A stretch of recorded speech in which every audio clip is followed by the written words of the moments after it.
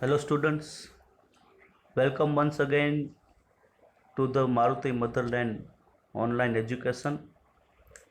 આપણે વિદ્યાર્થી મિત્રો સૂચકાંક નામના ચેપ્ટરની વાત કરી રહ્યા હતા. ગયા વિડીયોમાં મેં તમને ફરી પાછું સૂચકાંક વિશે માહિતી આપી, એની વ્યાખ્યા સમજાવી, એનો ગુણભાર સમજાવ્યો. હવે આપણે આ ચેપ્ટરમાં રીત નંબર 1ની શરૂઆત કરવા જઈ રહ્યા છીએ.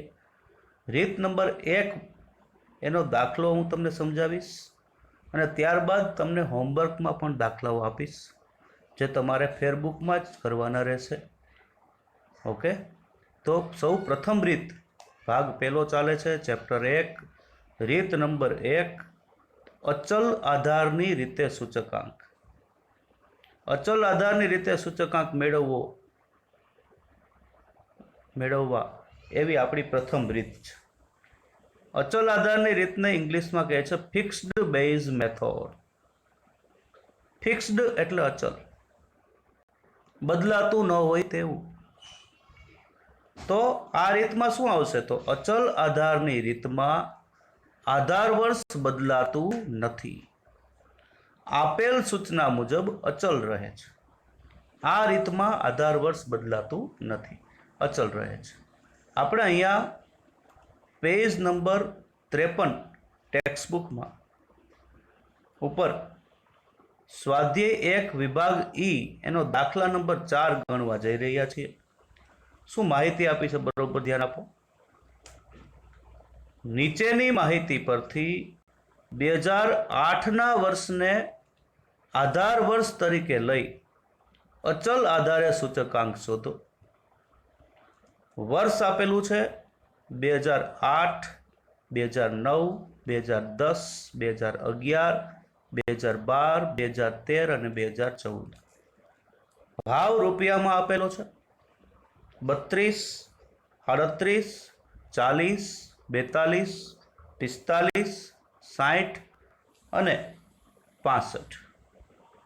અહીંયા ભૂલ થઈ છે, લખવામાં 65 આવશે. અહીંયા સૌ પ્રથમ આપણે જવાબ આપશું, એમાં હેડિંગ આપી દેશું. કઈ રીતે સૂચકાંક મેળવવાનો છે? તો અચલ આધારે સૂચકાંક શોધો. તો આપણે લખશું અચલ આધારે સૂચકાંક બરાબર સૂત્ર આપણું છે ચાલુ વર્ષનો ભાવ છેદમાં લખવાનું છે આધાર વર્ષનો ભાવ ગુણ્યા 100. ચાલુ વર્ષનો ભાવ, આધાર વર્ષનો ભાવ ગુણ્યા 100. હવે તમને હંમેશા અચલ આધારની રીતમાં સૂચના આપી દીધી હશે. જુઓ, અહીંયા સૂચના આપી છે, નીચેની માહિતી પરથી 2008ના વર્ષને આધાર વર્ષ તરીકે લેવાનું છે. 2008ના વર્ષને આધાર વર્ષ તરીકે લેવાનું એટલે તમારે 2008ના વર્ષનો જે ભાવ છે એ દરેક વર્ષના ભાવના છેદમાં લેવો પડશે. એટલે આપણે મળી જશે બધાના અચલ આધારે સૂચકાંકો. તો હવે અહીંયા હેડિંગ આપશું અચલ આધારે સૂચકાંક. એમાં આધાર વર્ષ તમને શું લેવાનું કીધું છે? આધાર વર્ષ બરાબર તમને કહી દીધું છે કે 2008ના વર્ષને આધાર વર્ષ. તો અહીંયા લખશું આધાર વર્ષ 2008. 3 કોલમો બનાવવી પડશે આપણે. સૌ પ્રથમ તો અહીંયા વર્ષ આપેલા છે, વર્ષની કોલમ. ત્યારબાદ ભાવ રૂપિયામાં આપેલ છે, ભાવ રૂપિયા એવી કોલમ બનાવશું.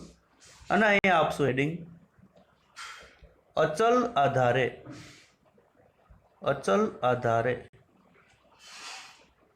સૂચકાંક. અને આપણે સૂત્ર આપણે એનું લખીએ તો I બરાબર P1/P0 ગુણ્યા 100. આગળના વિડીયોમાં મેં તમને સમજાવ્યું હતું P1 એટલે ચાલુ વર્ષનો ભાવ P0 એટલે આધાર વર્ષનો ભાવ ગુણ્યા 100। સૌ પ્રથમ વર્ષ આપણે લેશું। સૌ પ્રથમ વર્ષ છે 2008। 2008નું વર્ષ, એનો ભાવ કેટલો આપેલો છે તો કે 32। ભાવ આપેલો છે એનો 32 એટલે કે 32 અહીંયા ભાવ આપેલો છે। તમારે આધાર વર્ષ તરીકે 2008ના વર્ષને જ લેવાનું છે તો 32 એના છેદમાં આધાર વર્ષ જ લેવાનું છે। 32 ગુણ્યા 100 તો એનો જવાબ આવશે આપણી પાસે 100।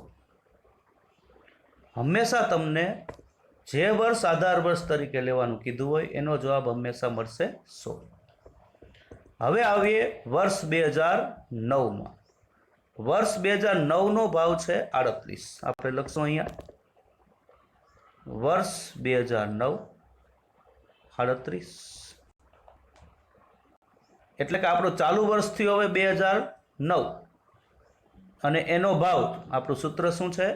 ચાલુ વર્ષનો ભાવ છેદમાં આધાર વર્ષનો ભાવ ગુણ્યા 100। આધાર વર્ષ લેવાનું છે 2008। હવે 2009નો સૂચકાંક મેળવીએ છીએ ત્યારે આપણું ચાલુ વર્ષ થયું 2009, એનો ભાવ આવશે અંશમાં, છેદમાં લેવાનો છે આધાર વર્ષનો ભાવ, આધાર વર્ષ લેવાનું છે 2008નું, 2008નો ભાવ છે 32 એને ગુણ્યા 100। તો કેલ્ક્યુલેટરમાં ગણતરી કરશું। આપણે ગણતરી કરવાની છે 38 ભાગ્યા 32 ગુણ્યા 100 તો 38 ભાગ્યા 32 અને જે જવાબ આવે છે એને ગુણ્યા 100 એટલે આવશે 118.75। 118.75 અહીંયા લખશું 118.75। જવાબોની નીચે અંડરલાઇન કરશું જેથી કરીને પેપર જે ચેક કરે છે એને સરળતા રહે જવાબ જોવાની અને એને સરળતા રહે તો આપણને પણ માર્ક મેળવવામાં સરળતા રહેશે। 2009 પછી આવીએ વર્ષ 2010માં। અહીંયા લખી નાખશું વર્ષ 2010, એક લાઈન છોડતી જવી જેથી કરીને આ ગણતરી દર્શાવી આપણે સરળ રહીએ। તો વર્ષ 2010માં ભાવ કેટલો છે તો ફરી પાછું રકમમાં જોઈએ। વર્ષ 2010માં ભાવ છે 40 તો વર્ષ 2010 40 ભાવ લખીશું। હવે આપણું ચાલુ વર્ષ કયું થયું 2010। સૂત્ર ફરી જુઓ, ચાલુ વર્ષનો ભાવ આધાર વર્ષનો ભાવ ગુણ્યા 100। ચાલુ વર્ષનો ભાવ, ચાલુ વર્ષ આપણું 2010 થયું તો આપણે લખશું 40। આધાર વર્ષનો ભાવ, આધાર વર્ષ લેવાનું છે 2008 અને એનો ભાવ છે 32। ખ્યાલ આવે છે? કારણ કે કઈ પદ્ધતિ ચાલે છે? અચલ આધારની રીત। આધારમાં ભાવ ફરશે નહીં। 40 ભાગ્યા 32 ગુણ્યા 100 આપણે કરવાનું રહેશે તો 40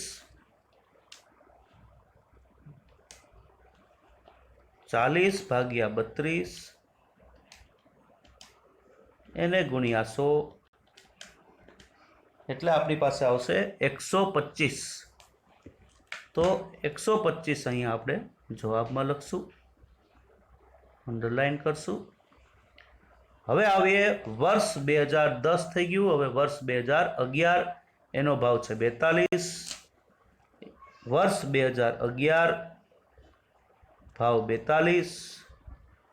42 ભાગ્યા 2008ના વર્ષને આધાર તરીકે લેવાનો એટલે છેદમાં આવશે 32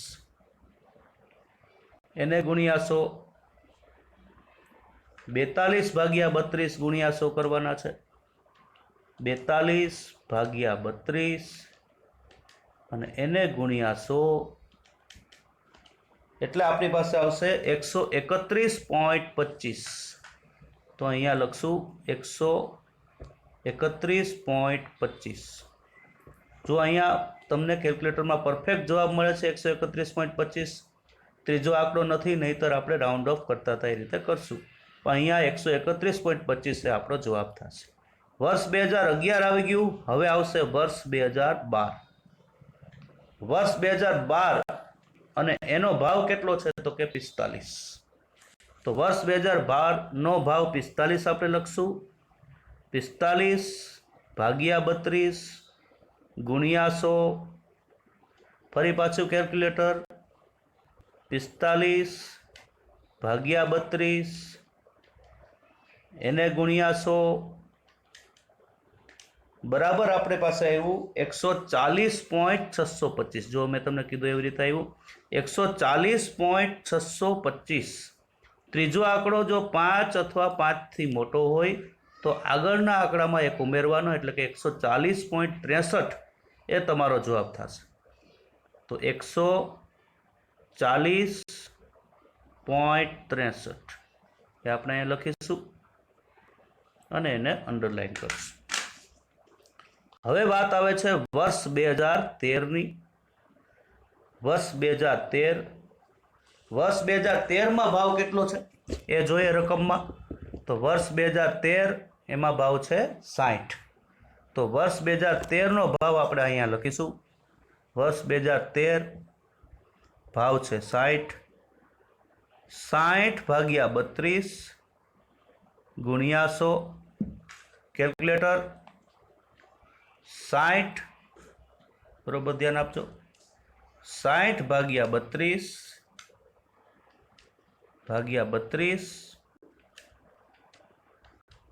અને એને ગુણ્યા 100 કરીશું, એટલે આપણી પાસે આવશે 187.5। 187.5 5 લખો કે 50 લખો એમાં કંઈ ફેર નહીં પડે, 187.5। અને હવે વાત આવશે છેલ્લા વર્ષની, તો એ છે વર્ષ 2014। વર્ષ 2014 અહીંયા લખશું। વર્ષ 2014 ભાવ કેટલો 65 રકમમાં જોઈ શકો છો। વર્ષ 2014 ભાવ છે 65 રૂપિયા।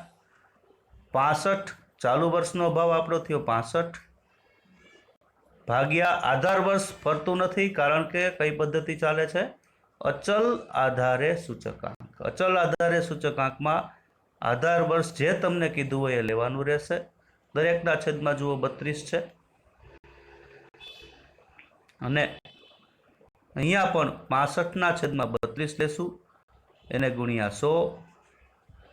તો ફરી પાછું કેલ્ક્યુલેટર, 65 ભાગ્યા 32, 65 ભાગ્યા 32 અને એને ગુણ્યા 100, એટલે તમારી પાસે આવશે 203.125। પણ ત્રીજો આંકડો 5 અથવા 5 થી મોટો છે, તો 203.13 એ તમારો જવાબ આવશે। 203.13।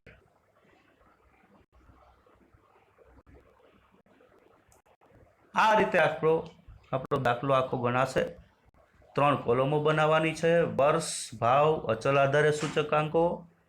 અચલ આધારમાં જે તમને સૂચના આપી હોય, આપણને 2008નું વર્ષ આપ્યું, ધારો કે 2009નું વર્ષ આપ્યું હોત તો દરેકના છેદમાં 38 લેત, 2010 આપ્યું હોત તો દરેકના છેદમાં 40 લેત। આ રીતે આપણે અચલ આધારની રીતે બધા દાખલાઓ ગણવાના છે। હોમવર્કના દાખલાઓ હું તમને ફોટોગ્રાફ દ્વારા આની સાથે આપું છું। આપે ફેરબુકમાં એ બધું જ કમ્પ્લીટ કરવાનું છે। ન સમજાય તો વારંવાર વિડીયો જુઓ અને બરોબર ધ્યાનથી અભ્યાસ કરો।